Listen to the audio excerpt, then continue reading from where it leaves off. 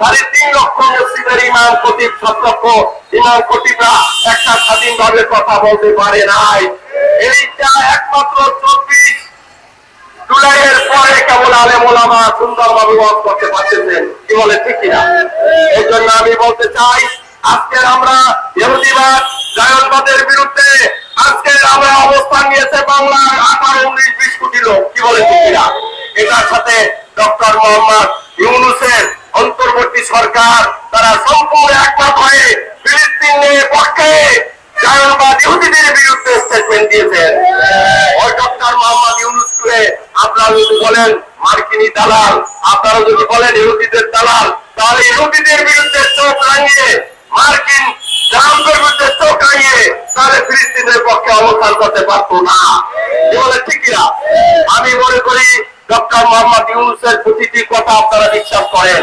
তিনি বলেছেন, আমি বৃদ্ধ বয়সে আপনাদের এখানে দায়িত্ব নিয়েছি বদনাম কামানোর জন্য না। এই জন্য তিনি মুসলমানদের রাইট কি, যে হাদিসটা বললাম, আল মুমিনুনা কারাজুলিন ওয়াহিদ তোমরা বিশ্ব মুমিন একটা মানুষের বডির মতো। যদি তার চোখে আঘাত লাগে সমস্ত শরীর ব্যাপাতুর হয়, যদি তোমাদের মাথায় আঘাত লাগে সমস্ত শরীর ব্যাপাতুর হয়। বিশ্ব মুসলিমের রক্ত ঝরার কারণে আজকে আমাদেরকে সেই ফিলিস্তিন মুসলমানদেরকে প্রায় 50-60 হাজার মুসলমানদের হত্যা করেও তাদের রক্তের পিপাসা মিটেনি। আজকের ইরান, শিয়া, সুন্নি এবং আহলে হাদিস মিলে সৌদি আরবের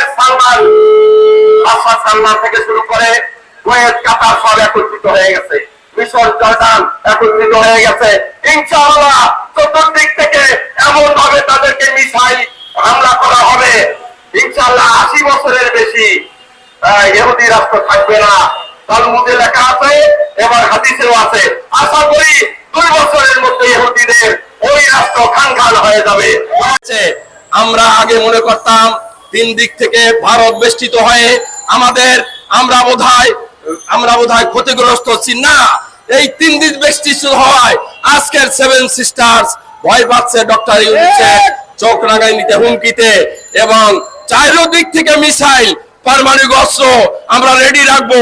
পাকিস্তান তাদের বর্ডার থেকে রাখবে, নেপাল, ভুটান রাখবে, চীন রাখবে, মায়ানমার রাখবে। সব মিলে ওই মুসলমানদের হত্যা করা মোদিকে উচিত শিক্ষা দিয়ে ভারতকে বিড়াল বেনে ওদের ভূখণ্ডকে খান খান করে দেওয়া হবে ইনশাআল্লাহ। আমি আজকের আপনাদেরকে এই প্রথম মানববন্ধন কল্যাণ বাংলাদেশের আয়োজনে প্রতিবাদ জানাচ্ছি এবং আপনারা সবাই আওয়াজ তুলুন। এই কথা বলে যে আপনারা সবাই আওয়াজ তুলুন। এই মুহূর্তে খবর এলো বাংলাদেশ স্বাধীন হলো। আমরা দ্বিতীয় স্বাধীনতায় কিছুটা হইলেও স্বাধীনতার স্বাদ আমরা পাচ্ছি। কি বলেন ঠিক কিনা?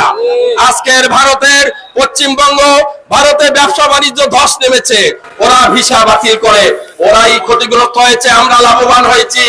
আমাদের জন্য বিশেষায়িত হাসপাতাল চীন 3টা দিচ্ছে, চীনের হাসপাতাল খুলে দিয়েছে।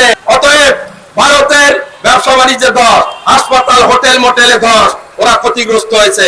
ইদানিং আমাদেরকে ভুটান, নেপালের ট্রানশিপমেন্ট বাতিল করে তাদেরকে আমরা সুতার মধ্যে মাত্র একটা বুলেট ছেড়েছে, তাতেই ওদের মিল কারখানা বসে যাচ্ছে।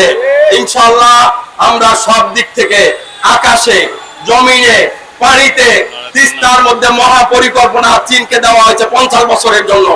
তাদেরকে সব দিক থেকে আক্রমণ করা হবে ইনশাআল্লাহ।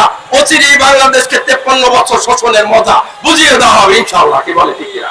আসুন আমরা সর্বশেষে আমি ডক্টর মোহাম্মদ ইউনূস সরকারের সাফল্যের ব্যাপারটা এবং তার জন্য দোয়া চাইতেছি আপনার কাছে। আমি যতগুলি স্ট্যাটাস তার মধ্যে বলি, হে আল্লাহ, ডক্টর ইউনূসকে আগে আমরা কেন পেলাম না? তুমি এখন দিয়েছ, তার 120 বছর হায়াত সুস্থতার স্বার্থে দান করো। মাহাতির মোহাম্মদ পাঠিয়ে দিয়েছেন ডক্টর মোহাম্মদ ইউনূসকে। কি বলেন ঠিক কিনা? বরং ডক্টর মোহাম্মদ ইউনূসের মাধ্যমে মাহাতিরের চেয়েও উনি বলছেন 35, অর্থাৎ 2035 সালের মধ্যে বাংলাদেশ ইনশাআল্লাহ উন্নত বিশ্বে পদার্পণ করবে ডক্টর মোহাম্মদকে, যদি আপনারা ছেড়ে দিতে পারেন। আর শেখ হাসিনা বলেছিল 2041, ওর 2041 খাতা পুরি, ওর কোন মধ্যম কিছুই হয় নাই, এখনো যানজট, কিসের আবার মধ্যমায়? বাংলাদেশে আশা করি ডক্টর মোহাম্মদ ইউনূসের নেতৃত্বে আমরা 35 সালের মধ্যে উন্নত বিশ্বে যাব। তাই 2 বছর না, 5 বছর না, যত সময় দরকার হবে সংস্কার করতে, বেশিবাদের পাচার লুটপাটের শাস্তি দান করতে, ততদিন আমরা বাংলার জনগণ, 20 কোটি জনগণ ডক্টর মোহাম্মদ ইউনূসকে সময় দিতে রাজি আছে।